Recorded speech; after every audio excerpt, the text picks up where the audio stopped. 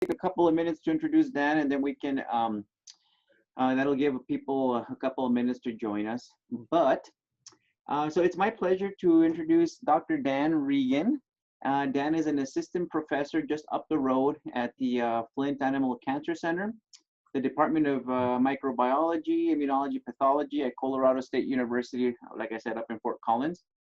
So Dan received his DVM from the University of Georgia.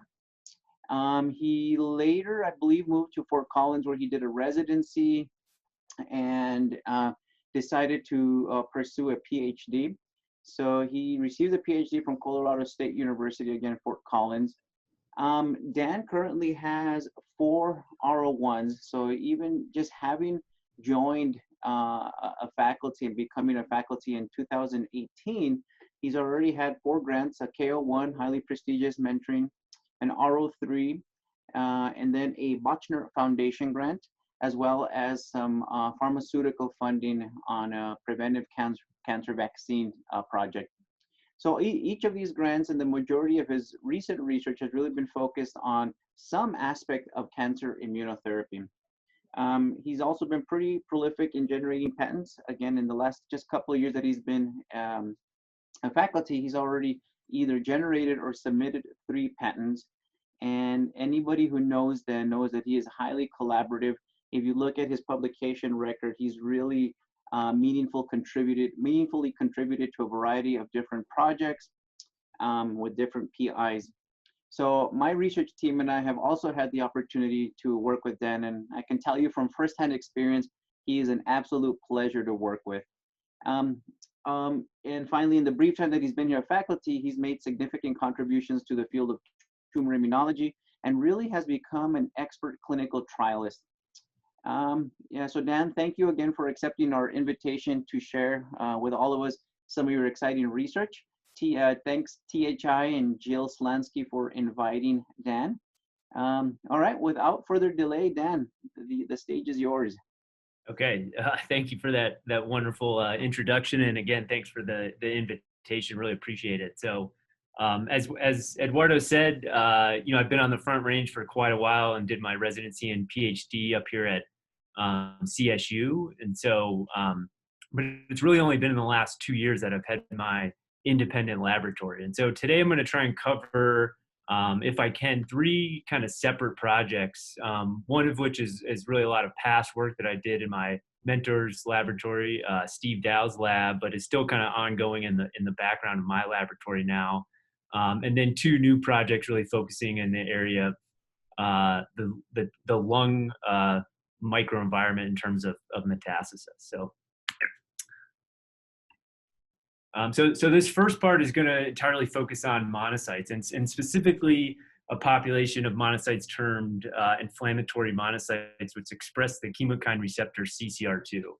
And so for those of you that aren't familiar with this population of cells, work around 2012 that came out in a Nature publication from Jeffrey Pollard's group clearly showed how early on in the process of lung metastasis, and they were working with breast cancer, that both early metastasizing tumor cells within 24 hours of arrival in the lung, as well as lung stromal cells such as fibroblasts, would secrete the chemokine CCL2, and that would efficiently recruit this population of CCR2 expressing monocytes to this early metastatic niche. And once these cells arrived, they would secrete molecules like VEGF and would promote angiogenesis and tumor cell extravasation and establishment of these micrometastases.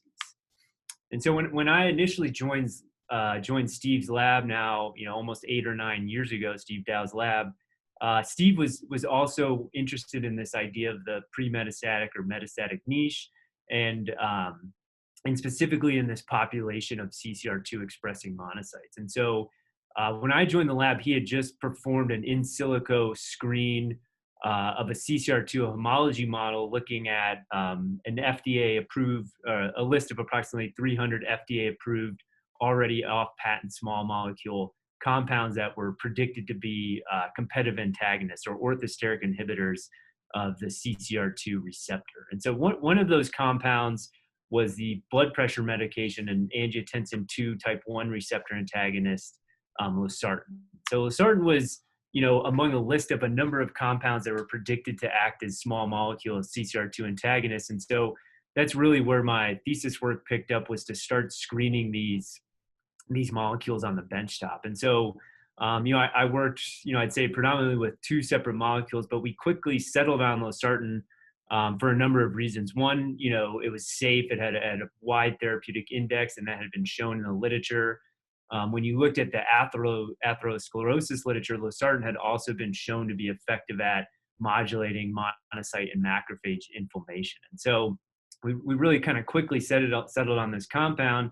And that was also due to some of our in vitro and in vivo monocyte migration screening assays. So what we would do to screen these lists of compounds that were predicted CCR2 antagonists is just a standard Transwell, Boyden chamber monocyte migration assay. And for these assays, we'd use either immortalized human monocytes, so the THP1 cell line here, which is actually a myeloid leukemia cell line, and that's shown in A, or primary human donor PBMCs that we attained through an IRB here at CSU. And so when you treat either these THP1 cells or primary PBMCs with losartan for just an hour pre-treatment at clinically achievable or pharmacologically achievable concentrations based on prior PK studies, we'd see that we could significantly block this CCL2 mediated monocyte migration in vitro.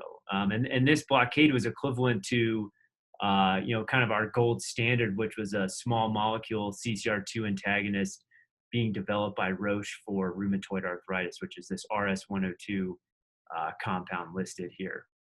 And on the right, these are just whole well images of this monocyte migration assay. So in the top right, this is our positive control demonstrating this robust CCL2 mediated monocyte recruitment, and then with increasing doses of losartan, you can see that we block this effect. So the next assay we would use would be to move these drugs into in vivo situations of monocyte recruitment. And so the two kind of assays we utilized for this was shown here on the left is the thioglycolate model of aseptic peritonitis. And so it's been shown in this model that injection of thioglycolate into the peritoneal cavity mediates a substantial influx of CCR2 or of monocytes and macrophages around 72 hours post-injection. And studies in CCR2 knockout mice show that this influx is heavily dependent on that CCL2 CCR2 axis. And then in the right, we use what we termed a footpad assay. And this is essentially just a vaccine study in mice. And so we would administer a 50 microliter injection of a liposome toll-like receptor 3 adjuvant into the footpad of mice. And studies we performed in CCL2 and CCR2 knockout mice showed that you would get a CCL2, CCR2 dependent recruitment of this inflammatory monocyte population into that vaccine draining lymph node, into that popliteal lymph node. And so we could harvest this lymph node, digest it to a single cell suspension, and quantify these monocytes and determine whether losartan could impact this recruitment. And so as I'm showing here, you can see that in both of these in vivo recruitment assays, losartan would effectively block CCR2 monocyte or macrophage recruitment near levels observed in CCR2 knockout mice here on the left for the thioglycolate model, and then near the levels observed in naive unstimulated lymph nodes here shown on the right. And importantly, not only would losartan mediate this effect, but if you administered its primary active metabolite, which is this EXP3174 molecule alone, you would also see this blockade of monocyte recruitment. So again, our interest though was on this population of tumor recruited monocytes, and specifically those monocytes that were being recruited to the lung early during metastasis formation. And so that's where we really wanted to apply this drug and see if we could come up with a kind of repurposed monocyte targeted immunotherapy. And so to start testing losartan's ability to block tumor-mediated monocyte recruitment, we just utilized standard experimental metastasis assays. So these are really just lung colonization assays where we'd inject tumor cells IV via lateral tail vein. So primarily working with 4T1 breast, CT26 colon or K7M2 osteosarcoma cells.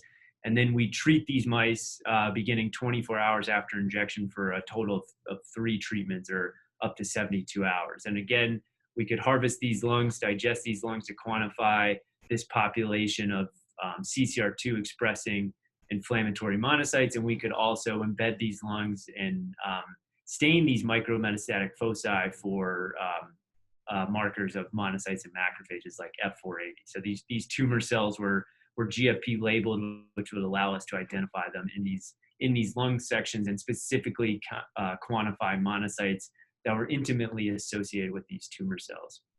And so similar to the thioglycolate and footpad assays I just showed you, once daily treatment with losartan would effectively block this monocyte recruitment to the lungs as early as 72 hours post tumor cell injection. So again, on the left here is dot plots, and in this top right is quantification of these flow plots showing that losartan treatment significantly reduces these monocytes near those levels observed in CCR2 knockout mice. And then here in the center are representative immunofluorescent images where tumor cells are labeled in green, F480 positive monocytes and macrophages are labeled in red. And again, you can see with losartan treatment, these cells are significantly reduced. And so, at this point, we were pretty convinced that we had a compound that could effectively block monocyte recruitment. But what was really striking at this time point too is that when we were conducting these assays and quantifying these monocytes in these micrometastatic foci, it was really clear that even just with 3 doses and at this early 72-hour time point, that losartan was significantly blocking metastasis formation. And so, that's quantified here and shown in these kind of lung overview immunofluorescent images. So in the control animal here on the top left, you can see numerous colonies of these GFP positive CT26 cells. And again, with losartan treatment, these are significantly reduced, almost near those levels observed in CCR2 knockout mice. And again, this is quantified here. So, this data really kind of got us excited that, not only could this compound block monocyte recruitment, but this actually might translate into a potential anti-metastatic effect. And so, again, as our goal was to identify a therapy to block these monocytes and treat lung metastases, we went back to these experimental metastasis assays, this time, utilizing, serial IVUS bioluminescent imaging to quantify lung metastatic burden over time.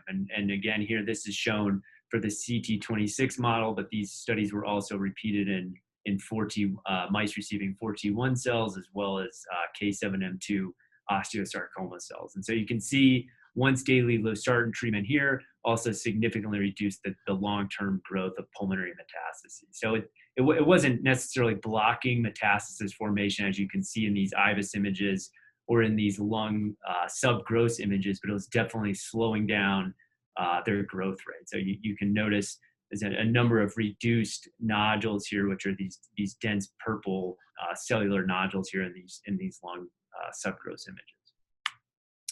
And importantly, even when looking at these longer term 2 to 3 week studies, when we'd harvest the lungs from these mice and analyze them by flow cytometry or direct immunofluorescent staining of these lung mets, again, losartan treatment was associated with sustained blockade of this monocyte recruitment. So on the left is CT26, on the right is 4T1, and this is quantified here. And again, you can see that there wasn't necessarily some sort of rebound effect, but that daily treatment was successful at maintaining this blockade of monocyte recruitment to these tumor-bearing lungs. So at this point, we were pretty confident that we had an effective monocyte targeting drug that could be repurposed for as a potential metastatic therapy. But we were still a little bit perplexed with the mechanism. So like I first told you, losartan was predicted to be an orthosteric inhibitor of CCR2 or CCL2 binding to CCR2. But every assay we ran to assess that suggested that was not the case. So using labeled CCL2 ligand and looking at ligand binding studies, we did not see any evidence that neither losartan nor its more active or higher affinity EXP3174 metabolite blocked ligand binding to CCR2. When you looked at intracellular calcium flux, this was minimally inhibited at best, no matter how high concentrations of these drugs you went to. If you went to super physiological concentrations, really still no effect. So at this point, we turned to kind of starting to look at downstream signaling, downstream of CCR2. And so what we did observe was that both losartan and its metabolite appeared to effectively inhibit ERK phosphorylation in response to CCL2 stimulation of both THP1 cells as well as primary human PBMCs. And so that's just shown here in these histograms on the left. This is flow cytometry assessment of phospho-ERK MFI, and that's quantified here in the middle. And a similar effect was seen on Western blot analysis. And this could be seen early on, as early as 2 hours post-treatment, and would sustain up to 24 hours post-treatment.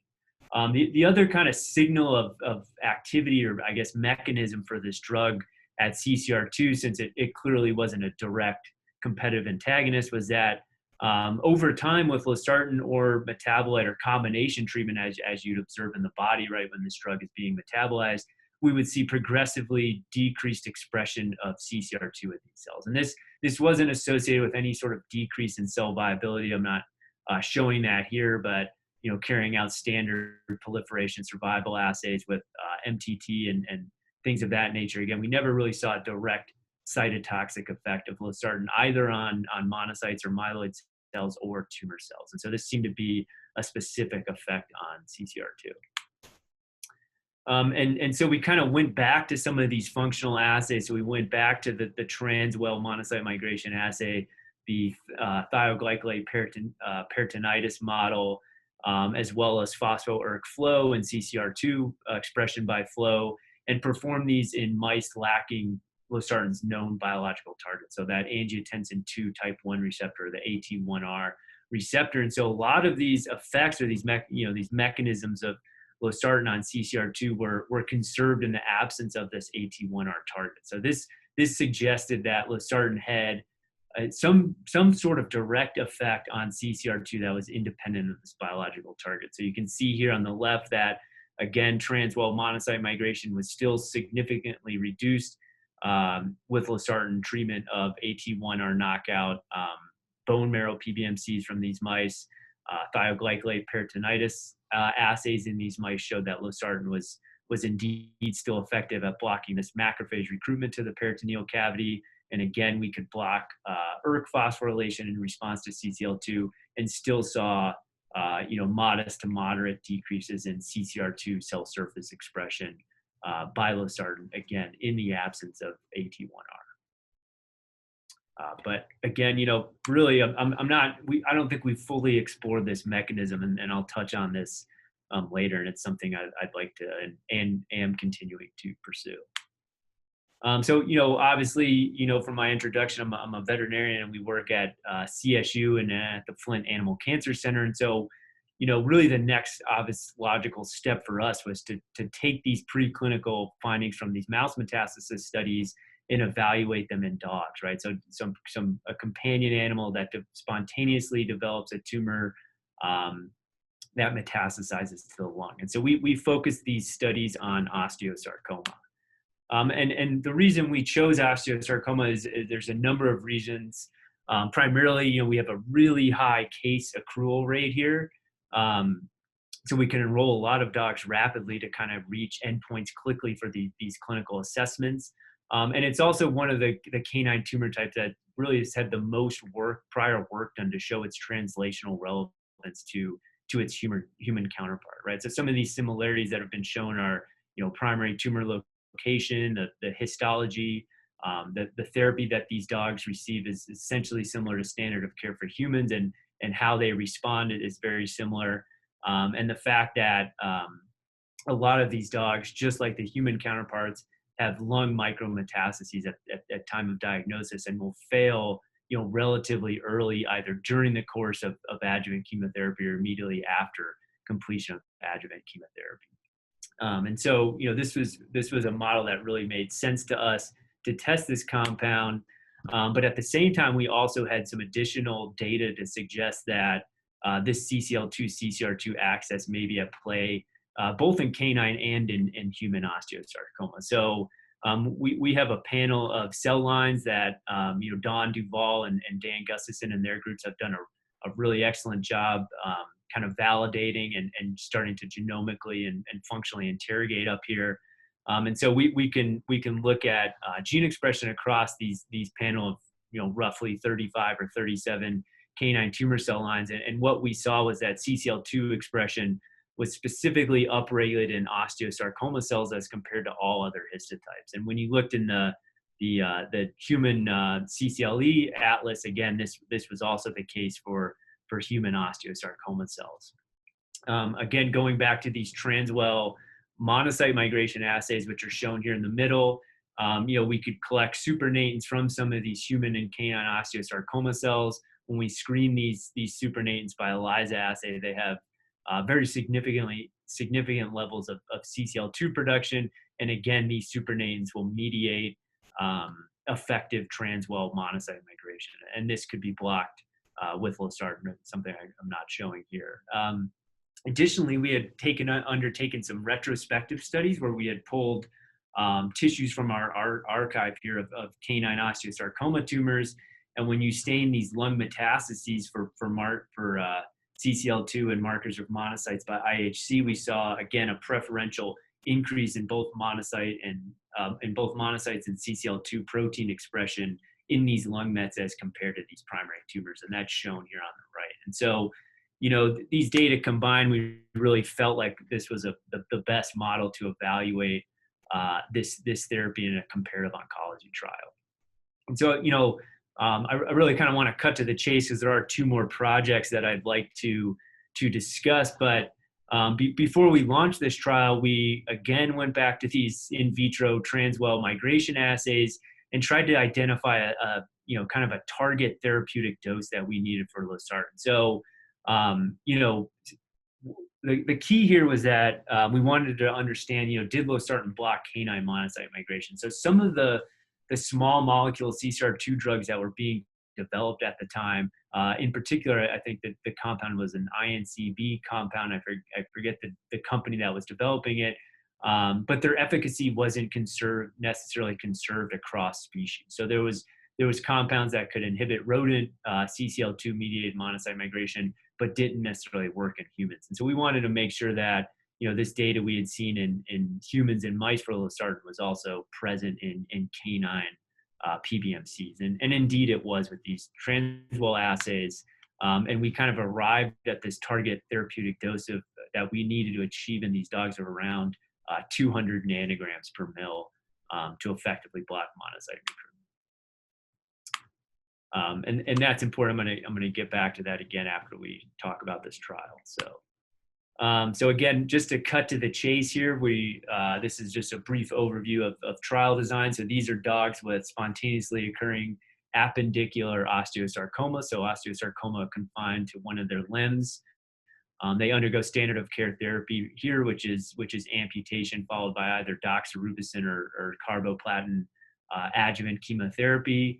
And then once these dogs have failed therapy and are representing to our clinic here with measurable, grossly visible pulmonary metastases, that's when they're enrolled onto this trial. And so we initially started this trial with a losartan dosage of 1 mg per kg orally twice daily. And additionally, we combined losartan with tosiranib. So tosiranib, and again, for the sake of time, I can't necessarily get into this story and the preclinical data supporting this combination, but at the time, tosiranib was the only tyrosine kinase inhibitor approved for use in veterinary medicine. And this tosiranib is essentially, structurally and functionally homologous to the human TKI sunitinib.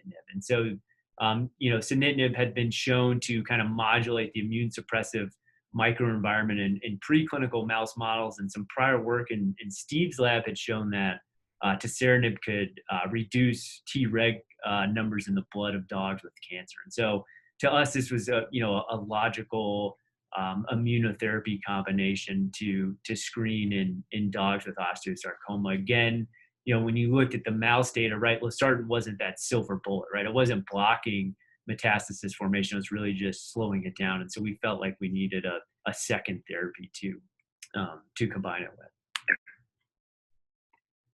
And so like I said, we started out at this 1 mg per kg dose of losartan, and the reason we chose that is that that's the dose. Again, this is a blood pressure medication, and so that's the dose used to kind of treat hypertension in dogs and to treat proteinuria and kidney disease in dogs. And it's really just an equivocal dose, not necessarily based on pharmacokinetic studies that had been conducted, but it's what everybody in the veterinary hospital and the veterinary field uses.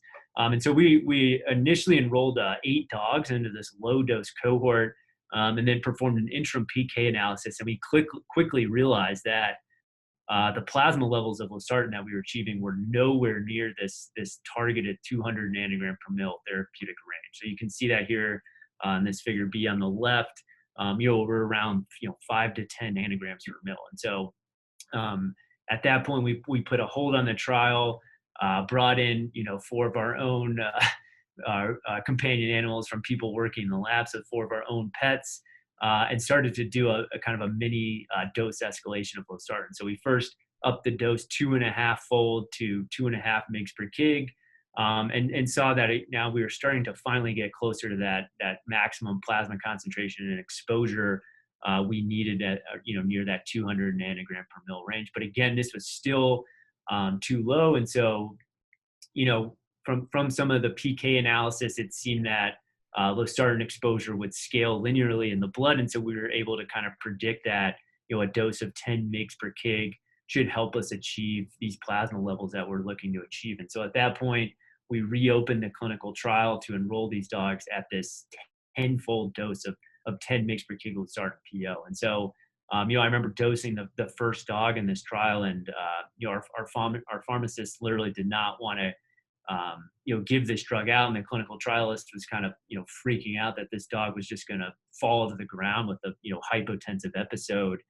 But these dogs ended up being fine. So we serial measured blood pressure in these animals, and we saw no evidence of hypotension in any of the end up treating 20 dogs at this high dose 10 mg per kg cohort. And so, once we did that, again, like I showed you, we're achieving, plasma levels that were even significantly greater on average than that 200 nanogram per mil target range. And when we went back to, in these patients performing some correlates or some pharmacodynamic endpoints using peripheral blood, we could see that we were now starting to see effective blockade of ex vivo CCL2 mediated monocyte recruitment in these dogs. So again, here on the left, this is Transwell monocyte migration assays. I conducted quite a few of these over the years. But again, in about 50% of these animals, we would see sustained blockade of ex vivo CCL2 monocyte recruitment. And when you looked at plasma CCL2 levels in these animals, it appeared that we were getting increases, post-therapy increases in CCL2. And this is actually something that's been shown for other CCR2 targeted therapies, where these are compensatory increases in the ligand in response to receptor blockade. And so at this point, we felt like we had pretty good PD evidence that we were modulating our target of interest with this high dose of losartan. But really, what was most exciting about this increased 10 mg per kg dose of losartan was some of the clinical responses we were starting to see in these animals. So this is just one animal. This is our 8th patient from this 10 mg per kg cohort here. So on the left, highlighted in red here is a lung metastatic nodule at baseline, and then at 8 weeks post-treatment, this was a complete response in this animal, and this nodule is completely gone. Here's another animal that made it out quite a long time for this disease. This is a pretty ill-defined or poorly defined pulmonary metastasis, but this animal had a very strong partial response. So you can see this lesion still kind of ill-defined and still present, but significantly reduced in size.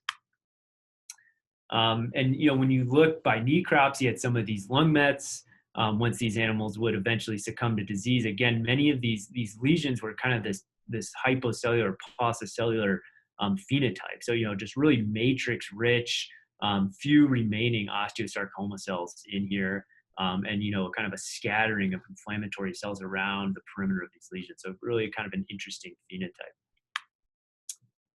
So again, like I said, what really got us excited about this increased losartan dose was these patient responses. And so, kind of being conducted at this exact same time as our losartan immunotherapy trials was a single agent or single arm trial with toceranib being conducted by another group that had enrolled 22 dogs. And so you can see that, with increasing losartan dose in combination with toceranib from 1 mg per kg to 10 mg per kg, we got a definite extension of progression-free survival. This wasn't significant, but an extension of 40 days in this aggressive tumor type is pretty substantial. So, without therapy, these dogs, once they have recurrent lung metastases, are typically dying at around 40 days. And again, in these animals, what was most exciting was the number of actual partial or complete responses we started to see in these dogs. So again, at 1 mg per kg, we did have some dogs in that 8-dog cohort with stable disease, but once we elevated the dose to 10 mg per kg, we saw actually 4 partial responses in these dogs. And so that's really, that's summarized here in this table. So again, a pretty strong, objective response rate at this 10 mg per kg dose compared to the original 1 mg per kg dose we started this trial at. So, of course, we look for immune correlates in these dogs that are associated with, response to losartan therapy. And, we look by flow cytometry and multiplex cytokine analysis of serum primarily. We really didn't see too many changes by flow, to be honest. And really the only hits we kind of saw in these animals was with multiplex analysis. So when you looked at all animals that were treated with losartan and post-treatment changes in serum cytokines, regardless of their response, the 2 significant changes were both in CCL2, which I kind of showed you earlier, and then also in IL-18. And so, you may not be aware, but IL-18 is actually can be another monocyte chemoattractant and again, that's been shown in prior rheumatoid arthritis work. So potentially just suggesting compensatory increases here in response to monocyte blockade by losartan. And then when you stratify these dogs to either responders or non-responders, and for this case, we utilized a biologic response rate. So responders included those dogs with stable disease. When you looked at if these cytokine levels correlated with response to therapy, those animals that did respond seemed to have higher pre-treatment baseline levels of serum IL-8. And when you looked at post-therapy changes, those animals that responded seemed to have a decrease in increasing IL-8 levels 4 weeks post-therapy. So, just a glance at some of the correlates, although we really didn't see anything too striking from these assays.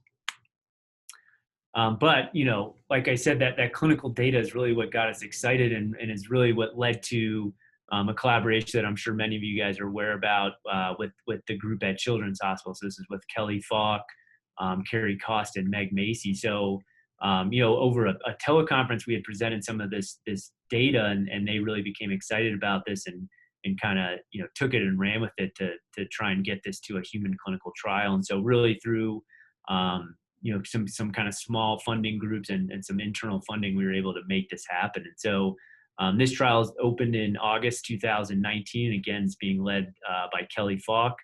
And, so far, I think we've only enrolled 2 patients, so really do not have too many updates as of yet, but we hope to kind of increase enrollment there and hope to see a similar response as we've seen in these dogs. So where do we go from here? Like I said, this is something we're still working on in the background in my laboratory. And so recently we performed just some bulk RNA sequencing of primary human donor PBMCs, just following 24-hour treatment with losartan versus untreated for 4 donors, 2 males and 2 females. But something that really popped up was that when we looked at the top differentially expressed genes, and specifically those genes that were down-regulated. Four of these genes, 4 of the top 10 genes are all markers of alternatively activated or M2-associated macrophages. So, at least according to published literature. And so, and TREM2, some of you may even be aware about that. That's kind of a target that's being, or a molecule that's being targeted to improve the efficacy of PD-1 therapy. And so, what we're doing now is we're trying to kind of recapitulate tumor macrophage polarization in vitro. So we're using osteosarcoma supernatants derived from a panel of cell lines. And we're using those to kind of condition or polarize macrophages over the course of a week, similar to normal monocyte-derived macrophage polarization with GM-CSF or MCSF plus cytokines. And we're trying to understand how losartan may impact that polarization. So in the presence or absence of these osteosarcoma supernatants plus minus losartan, and again, taking kind of a global approach, looking at RNA expression in these subsets. All right, so I know that was kind of a fair bit of information, and maybe I have about 10 or 12 minutes left. So I just kind of want to touch on two newer projects in the lab, and really the kind of future direction of my lab and where we're heading. So, I don't think I need to explain the seed and soil hypothesis of Stephen Paget to this group, but it's really, what brought me into the field of cancer and metastasis research. So, this seed and soil hypothesis, and really a seminal publication out of David Leiden's group in 2005, which was really the first to kind of show this idea of from a molecular and cellular standpoint, a pre-metastatic niche. And so, that's what these two projects focus on, and specifically they kind of revolve around lung fibroblasts. So the first project, this is my KO1 funded work, and this is looking at breast cancer, human breast cancer. So again, I don't think I need to reiterate the clinical problem here with this disease, but 20 to 30% of breast cancer patients are going to have distant recurrence following successful primary therapy, and for a subset of these patients, for more aggressive types of breast cancer like triple negative breast cancer, this can be up to 35%, and this is occurring very early on. So this is occurring, I believe, on average around 3.6 years post-diagnosis. So this really suggests that a lot of these adjuvant therapies, even if these individuals have an excellent pathological response in the neoadjuvant setting, are not effectively targeting these disseminated tumor cells to the lung. And so my goal was really to kind of draw parallels between those steps that are involved in metastasis formation or pre-metastatic niche formation, in terms of priming of these lung microenvironments and stromal cells that are required for that process, and how they may be influencing cancer drug response. And so to do that, we kind of drew on the work of Mina Bissell out of UCSF, who had been conducting these kind of organotypic cultures of breast tumor cells, and we developed this co-culture assay of these human breast tumor cell lines with primary normal donor lung fibroblasts. So these cells are just cultured 1-to-1 in a 3-dimensional structure in growth factor reduced basement membrane extract, and the tumor cells themselves are transduced to express luciferase, so we can kind of have compartment-specific monitoring of the tumor growth fraction relative to the stromal fraction of these lung fibroblasts. So on the left, these are just some images of either the 3D breast tumor cells in monoculture or in this fibroblast co-culture, and you can see there's kind of this really unique or dramatic morphology change, and the tumor cells themselves also are labeled with fluorescent proteins, and so you can see that you get these what I trying to call or sell are micrometastases in a dish, right? But I mean, I think if you look here, you can see that that's potentially convincing, right? Where these tumor cells and these fibroblasts, when you plate them, are in a 1-to-1 single cell suspension, and quickly within 24 hours they come together to form these nodular masses that within 4 days are up to 300 microns in diameter. And on the right here, these are just correlation plots showing that culturing in 3D basement membrane or co-culturing with a stromal cell does not impact the ability of to measure tumor growth through bioluminescent imaging. So you still have a nice linear relationship between cell number and luminescent signal. So we've used this assay to screen 7 different human breast tumor cell lines in the presence of these fibroblasts to specifically look for fibroblast-mediated drug resistance. And we've done this across a panel of 5 different compounds. So 3 compounds that are standard of care for triple-negative breast cancer. So doxorubicin, or sorry, 2 compounds, doxorubicin and a taxane, paclitaxel, and then more experimental therapeutics. So chloroquine, an autophagy inhibitor, and buparlisib, a pan PI3 kinase inhibitor. And so, some early data, some preliminary data we have here is that, one of the more kind of striking observations was that dependent on molecular subtype, these cells, their growth rates, just, irregardless of the presence or absence of drug, seem to significantly differ. So when you look at triple negative cells, these cells seem to significantly slow down their growth in the presence of these lung fibroblasts compared to both 3D alone and plotted as an average of conventional 2D culture, whereas, hormone receptor positive luminal lines seem to really like to be in the presence of these fibroblasts in terms of increasing their proliferation rate or their growth rate, where we see otherwise mixed responses in 2 of the HER2 positive lines screened. And so, like I said, we screened this panel of drugs, and so far we do have a few hits in terms of fibroblast specific or fibroblast mediated resistance that's specific over both obviously being compared to 2D conventional drug responses, but also compared to this 3D monoculture in this basement membrane extract. And so, what our goal here right now is to kind of build on this data and try to identify soluble factors that may be being elucidated by these fibroblasts and how they may be impacting breast cancer signaling to mediate this drug resistance. And so to do this, we're kind of taking an approach of, just a multiplex, discovery type approach where we're harvesting supernatants from these co-cultures before and after drug treatment and looking at a large panel of 48 panel of cytokines. And then we're also harvesting these cells, flow sorting them and lysing them and looking at kinase activation just through commercial phosphokinase assays. So these include a panel, I think, of 46 assays available from R&D. And so, again, really early work, but what we've seen is that we are seeing some differential cytokine responses that are associated with this drug-resistant phenotype of these fibroblasts. So here on the left is just showing ELISA, verification of the multiplex results for IL-6. And again, you can see that co-culture in the presence of these lung fibroblasts significantly increases IL-6 alone over 2D monoculture.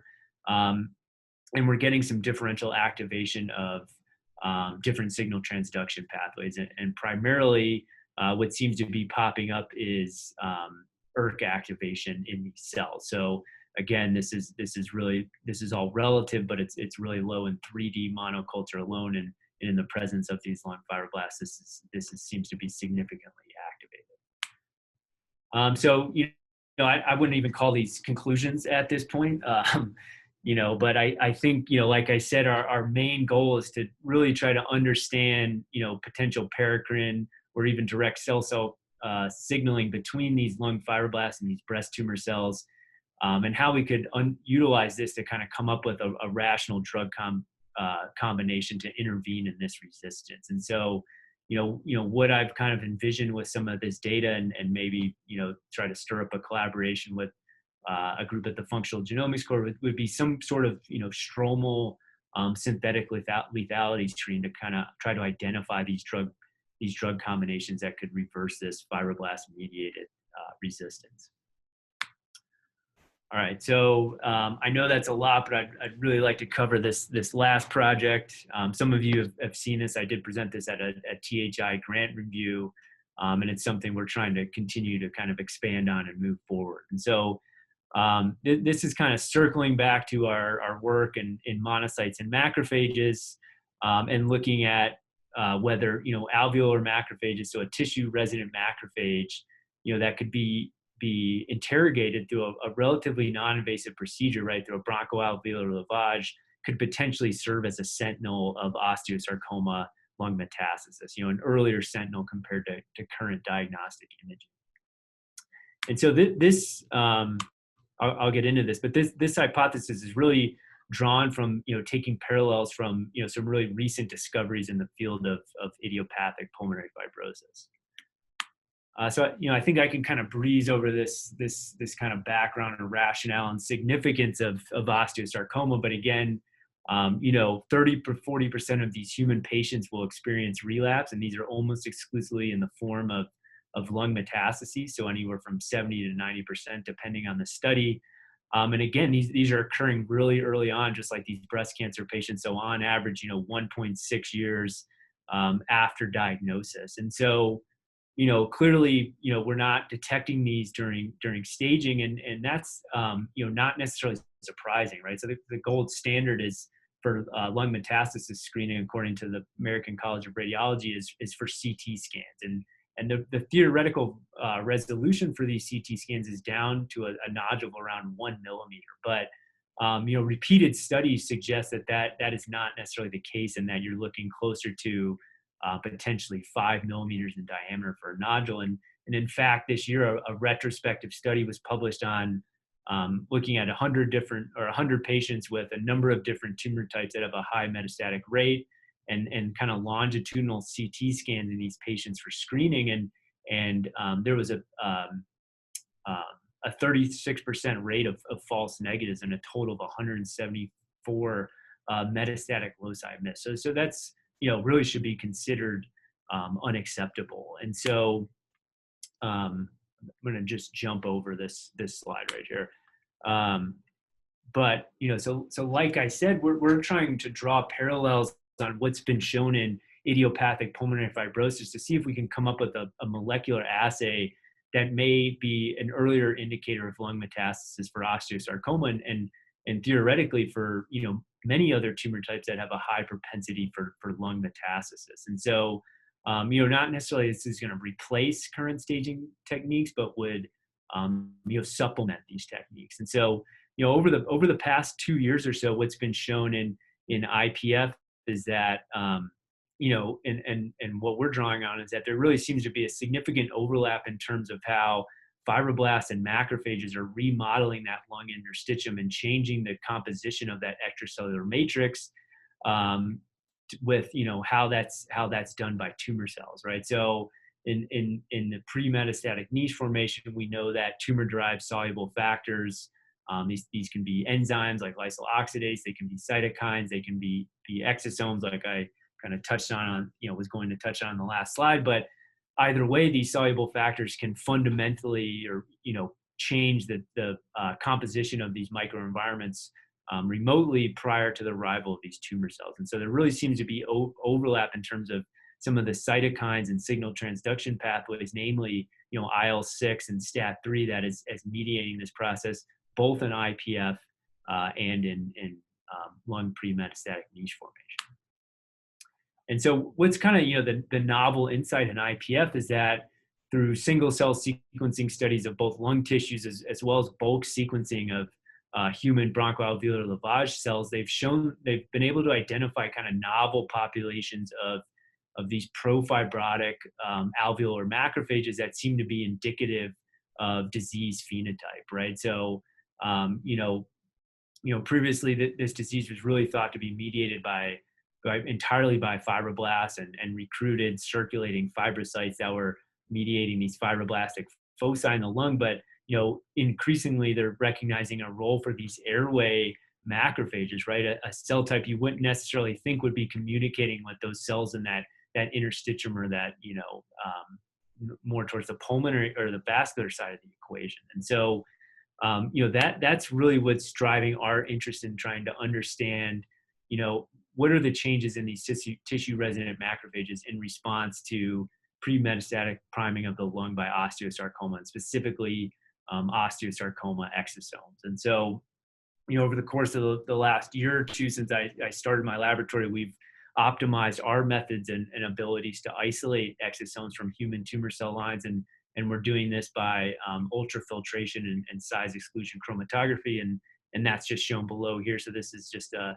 particle analysis unit using a Q nano tunable resistive pulse sensing instrument. And so you can see that we're getting particles with an expected, or at the mean diameter within that expected range of exosomes. And looking at co-precipitated extracellular protein, it's below the levels of detectable levels of commercial micro BCA assays, and these particles are indeed expressing exosomal membrane proteins like CD9 by Western blot analysis. And this is just 143B human osteosarcoma exosomes.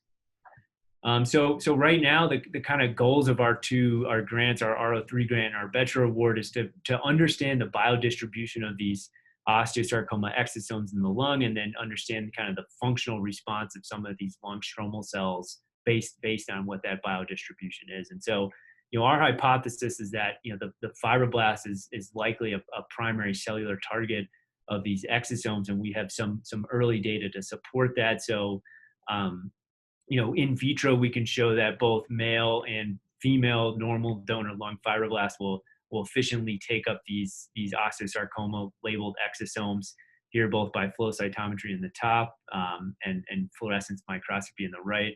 As you can see, these are quite small, right? I just showed you they're 130 nanometers in diameter, but again, you can see these small red particles present in the cytoplasm of these cells, and this nice shift in fluorescence intensity of labeled exosomes versus cells treated with the labeling dye only. And another kind of key question, right, is that, to do these studies, we're really going to be using, immunocompromised mouse models and putting in human exosomes. So to do these human exosomes even really home to mouse lungs, are they even capable of doing that and eliciting a functional response? And so, again, these are preliminary experiments only being performed with, small groups of N of 3 mice, but indeed, it does look like these human osteosarcoma exosomes will localize to the lung. So that's shown with in vivo imaging here on the left, and then ex vivo imaging of the lungs on the right really highlights this. So the top is a dye vehicle control lung, a lung in, a mouse injected with our dye vehicle control, and then these other two wells represent mice injected with labeled 143B osteosarcoma exosomes again. And so, kind of going back to that in vitro fibroblast education, like I showed you, these cells efficiently take up these exosomes, and they also seem to appear to elicit a kind of unique biological response. So again, we educated these fibroblasts with a panel of exosomes derived from 4 different osteosarcoma tumor cell lines, and these were sex matched to male and female donor lung fibroblasts, totaling 4 donors. And again, just after 2 educations over a 72-hour period, we see pretty specific and significant increases in certain pro-inflammatory cytokines, namely IL-6, CCL2, and IL-8. And importantly, all 3 of these molecules have been shown to play a pretty significant role in IPF pathogenesis, as well as modulate alveolar macrophage transcriptomic responses and polarization, essentially. So, we're starting to expand this analysis in terms of trying to understand whether this is conserved across, multiple different tumor histologies, or is this something unique to osteosarcoma? And so we've isolated exosomes from 10 different human tumor cell lines. So multiple breast cancer cell lines, a melanoma, a transitional cell carcinoma, and a colorectal cancer cell line. And indeed, it does seem like, to a degree, this cytokine response is conserved across tumor-derived exosomes in terms of this cytokine production by these lung fibroblasts. So again, the same molecules, CCL2, IL-6, IL-8 popping up, but also VEGF and CXCL1, 2 more molecules also kind of strongly implicated in the pathogenesis of IPF in terms of, angiogenic remodeling and fibrocyte recruitment.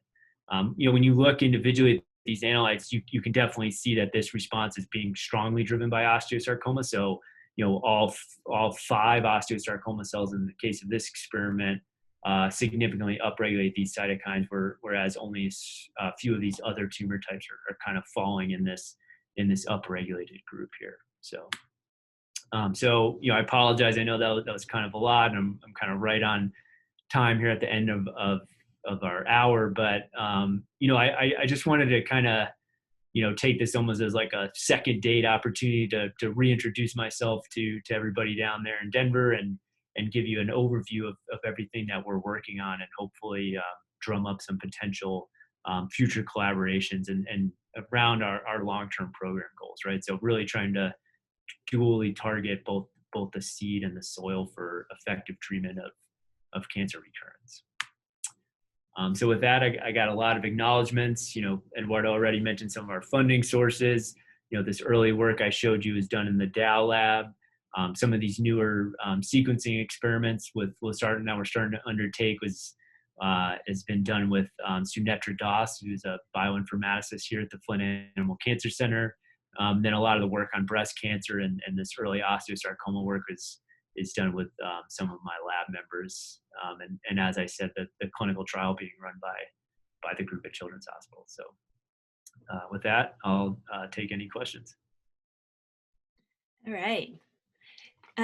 Thanks, Dan. That was things are happening in your lab. Yes, I don't do too much probably to cover in one day, but no. Great introduction. So there's a number of questions that are being asked in the chat, and so let's start with Isabel. Are you still there, Isabel? She always has good questions, and she wrote them first. Hi, Jill. Thank you, Dan, for the presentation. My question is with your losartan treatment. In the first part of the talk, in the tumors, where you were trying to figure out the pharmacokinetics, when how much to give, and you figure out you had to increase the amount. I wondered if you saw the losartan itself or its metabolite inside the tumor at the end of the study. In the actual canine patients? Yes. Yeah, we actually weren't able to look there. So these dogs had lung metastases, so their primary tumor had already been removed. So we didn't really in that study have accessible disease. We couldn't really biopsy or obtain actual tumor samples from the lung. But yeah, that's actually a great point, and maybe something we should circle back to in terms of dogs with primary tumors that are biopsy accessible.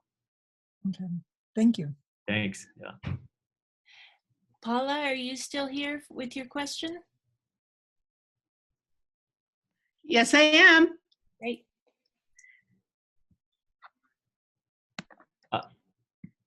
Yeah, do you want me to repeat it, or?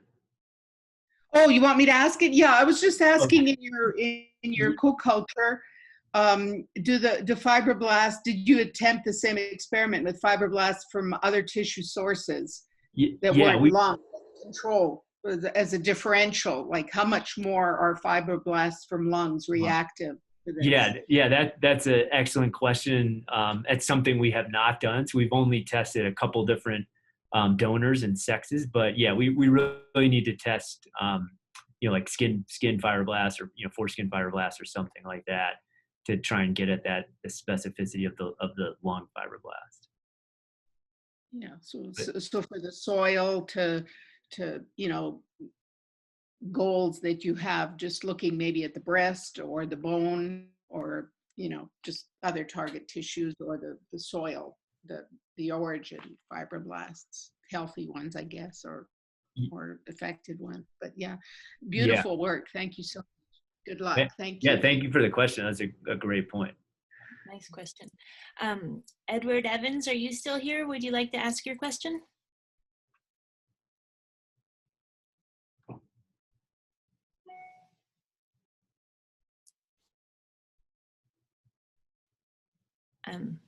Well, maybe we'll come back to his. Philip. Hey Dan, it's great to see you. It was an awesome talk. Hey Phil, yeah, thanks for attending.